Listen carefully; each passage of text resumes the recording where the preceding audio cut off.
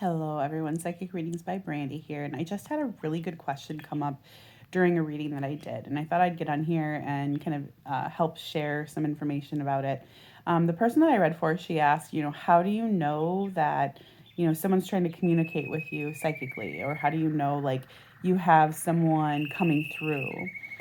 That's a really good question because it's not a very simple answer. It's different for every psychic. And I'll tell you why. Because when we're learning our skills, when we're tapping into our abilities, we're fine tuning, what we learn, what we're noticing is important. It starts to kind of like code into like what we're seeing and what we're experiencing. So, like for me, if someone who's sitting with me is like an energy worker, or they're like naturally attuned to Reiki, or they're like a healthcare worker. I read for a lot of healthcare workers and therapists.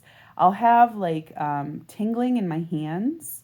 It almost feels like electricity coming from my fingertips and my palms. And that's one tell that I have that I'm getting information about the person that I'm reading for. Another thing is when I'm seeing like people who have passed over and are kind of like guardians, or they're watching over people or something like that. Sometimes I see them as like glowing lights, kind of like floating around a person. And sometimes they have like little angel wings, and they almost look like little angel charms or angel pendants or something like that. And they sometimes have colors associated to their glow. So that's another like way I know like someone's, there like as a guide or a guardian for my clients. Another thing I'll receive information on. It's so weird. I just started doing this. I've been doing this for 12 years, okay? And I just started doing this probably like a year ago. But I start to rub my hands together when I'm getting psychic information that I need to communicate. So I'll start to like rub my hands together and like massage my hands while I'm talking to a client. And it's just something I do automatically. I'm not even aware I'm doing it most of the time. And that's usually one of my tells that I'm receiving information that I need to communicate. Um, let's see, what else? Oh, sometimes when I'm communicating with people, um, there's like a way that they'll try to validate themselves for the client. Like back in the day, I used to do a lot more mediumship, but I don't do it as much anymore. And I remember a lot of times people would come through and they would talk about music, or they would talk about a song. And so like I remember I had one client who her son had passed, and she was like looking for a song as confirmation.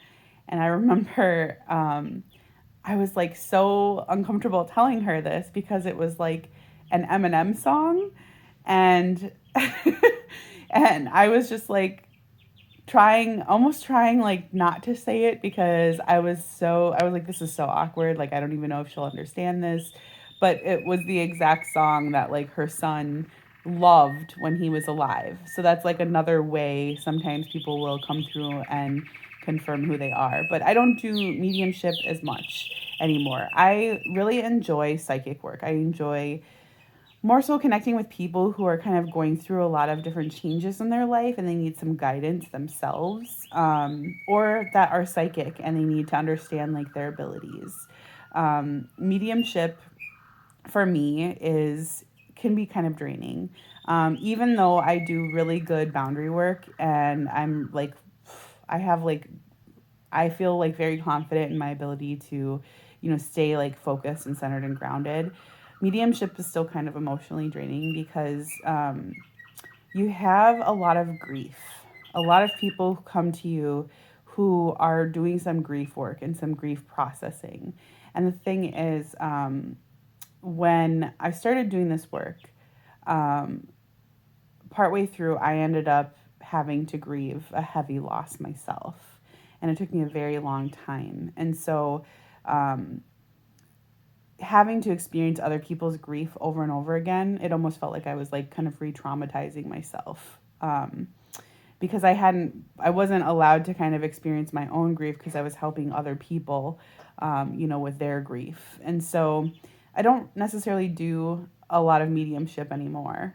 So if people are looking for, to connect with lost loved ones and things like that, that's not really my focus any longer. But sometimes they do come through in a reading. It's just nothing that like I will try to go for and try to connect with. So yeah, those are some of the tells that I have. The tingling in the hands, the massaging of my hands. It's such a weird thing. And then like, again, the glowing kind of, people that I'll see, like if they have guides, like people that are guides. Just trying to think of anything else. I have friends that smell certain smells, or see certain symbols. Like they're like, oh, I see this symbol. That to me means this, and so that's another thing.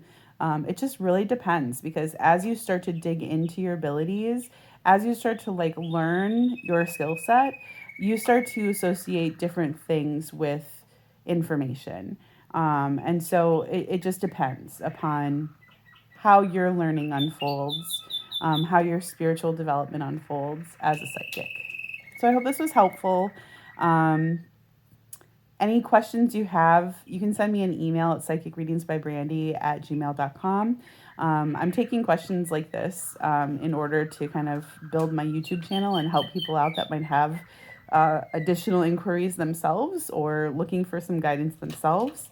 Q&A like this, I love doing, because I feel like if it can help one person, it's worth it. So I hope you found some value in this. My puppy is playing in the background and my bird is singing in the background, so hopefully that wasn't too distracting. But at the same time, I don't really care. So have a great day, and thanks for tuning in. Take care.